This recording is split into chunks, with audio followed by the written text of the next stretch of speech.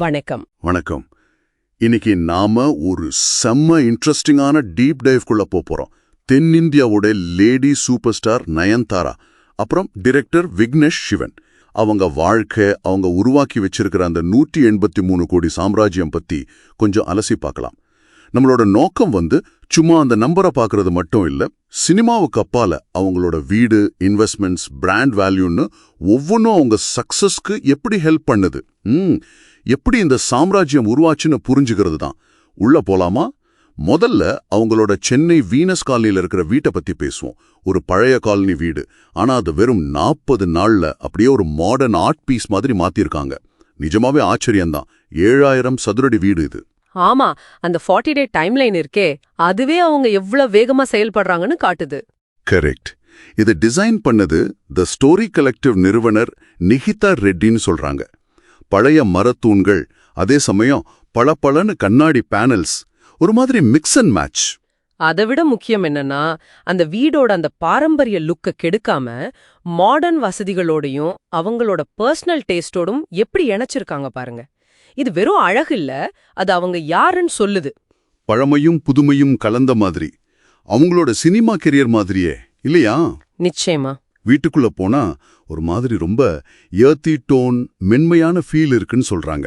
அந்த பின்னல் ஷேர்ஸ், கைத்தறி விரிப்புகள், சவுத் இண்டியன் ஹேண்டிகிராஃப்ட்ஸ்னு ஒவ்வொன்னும் பார்த்து பார்த்து செலக்ட் பண்ணிருக்காங்களாம். இது வெறும் வீடு மட்டும் இல்லையாம் பாருங்க.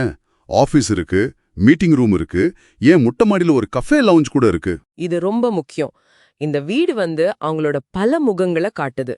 ஒரு ஆர்டிஸ்ட், ப்ரொடியூசர், பிசினஸ் உமன், அந்த கல்தோன் மேல டைனிங் டேபிள், அப்புறம் அந்த டார்க் பச்சை கலர் கதவு, ஸ்ரீநாத்ஜி பெயிண்டிங்ஸ்னு சின்ன சின்ன விஷயங்கள் கூட அவங்க அடையாளத்தை சொல்லுது.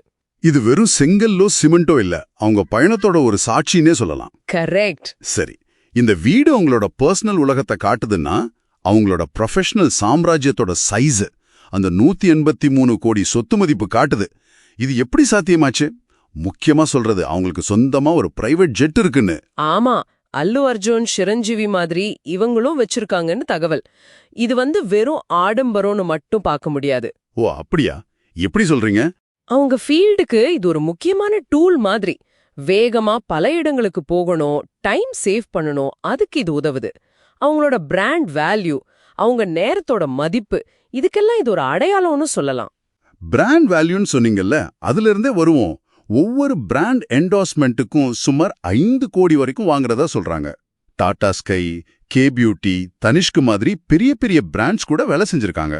ஆமா, இதுவே அவங்க மார்க்கெட்ல எவ்வளவு பவர்ஃபுல்லா இருக்காங்கன்னு காட்டுது.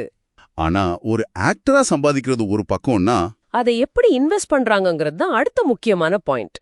சும்மா பணத்தை வச்சுக்காம அதை பெருக்குறாங்க. தி லிப் பாம் கம்பெனி ஆரம்பிச்சு பியூட்டி மார்க்கெட்ல நேரடியா இறங்கிட்டாங்க. ஓ, அது அவங்களோட ஓன் பிராண்டா?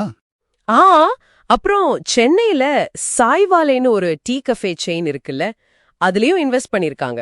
இது கன்சியூமர் மார்க்கெட் மேல அவங்களுக்கு இருக்கிற நம்பிக்கையை காட்டுது. இது மட்டுமில்ல, ஐக்கிய அரபு எமிரேட்ஸ், அதாவது UAE-ல எண்ணெய் துறையில 100 கோடி வரைக்கும் இன்வெஸ்ட் பண்ணிருக்காங்கன்னு ஒரு தகவல் இருக்கு. இது நிஜமாவே ஆச்சரியமா இருக்கு. சினிமாவுக்கும் இதுக்கும் என்ன சம்பந்தம்? இதுக்கு பேர் தான் புத்திசாலித்தனமான டைவர்சிஃபிகேஷன், அதாவது பல்வகைப்படுத்தல்.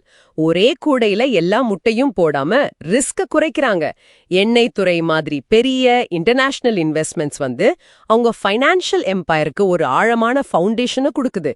இது ஒரு கால்குலேட்டட் லாங் டேர்ம் பிளான்.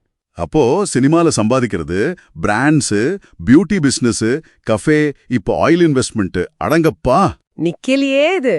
அப்புறம் அவங்க ஹஸ்பண்ட் விக்னேஷ் சிவனோட சேர்ந்து ரோடி பிக்சர்ஸ் ப்ரொடக்ஷன் ஹவுஸும் நடத்துறாங்க.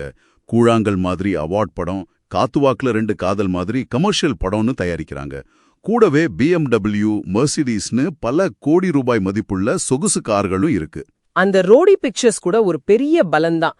அது வெறும் பணம் சம்பாதிக்கிற மெஷின் மட்டும் இல்ல, அவங்க சொல்ல விரும்புற கதைகளை சொல்ல, புது டேலண்ட்டை கொண்டு வர ஒரு பிளாட்ஃபார்ம் அது. அதுவும் அவங்க செல்வாக்க அதிகப்படுத்துது. கார்ஸ் எல்லாம் அவங்க அடைஞ்ச வெற்றியோட சிம்பிள்ஸ். அப்போ ஓவராலா பார்க்கும்போது நயன்தாராவோட இந்த சக்சஸ் ஸ்டோரிங்கிறது வெறும் நடிப்பு திறமை மட்டும் இல்ல போல. ஹார்ட் ஒர்க், கரெக்ட் டைம்ல கரெக்ட் பிராண்ட்ஸ் கூட சேர்றது, சம்பாதிச்சத ஸ்மார்ட்டா பல ஃபீல்ட்ல இன்வெஸ்ட் பண்றது, எல்லாத்துலயும் தன்னோட தனிப்பட்ட டேஸ்ட்டை காட்டுறதுன்னு இது ஒரு கம்ப்ளீட் பேக்கேஜ் மாதிரியே தெரியுது. எப்படி ஒரு ஃபீல்டுல கிடைச்ச வெற்றியை வச்சு அதையே அடுத்த லெவலுக்கு எடுத்துட்டு போய் ஒரு பெரிய டைவர்சிஃபைடான சாம்ராஜ்யமா கட்ட முடியுங்கிறதுக்கு இது ஒரு நல்ல உதாரணம். பர்சனல் சாய்ஸும் பிசினஸ் ஸ்ட்ராட்டஜியும் எப்படி ஒன்னா போக முடியும்னு இது காட்டுது. நாம இப்ப அவங்க வீடு, சொத்து, இன்வெஸ்ட்மெண்ட் ஸ்ட்ராட்டஜின்னு நிறைய பார்த்துட்டோம். ஆனா இந்த 183 கோடி சாம்ராஜ்யம், இவ்ளோ பெரிய வெற்றி, இதுக்கெல்லாம் பின்னாடி இருக்கிற அந்த டிரைவிங் ஃபோர்ஸ் என்னவா இருக்கும்? பணம், புகழ் தாண்டி இந்த வளர்ச்சிக்கு பின்னாடி அவங்களோட பர்சனல் வேல்யூஸ், அவங்களோட மோட்டிவேஷன்ஸ் என்னவா இருக்கும் நீங்க யோசிச்சு பாருங்க. அதுவும் ஒரு சுவாரஸ்யமான தேடலா இருக்கலாம்.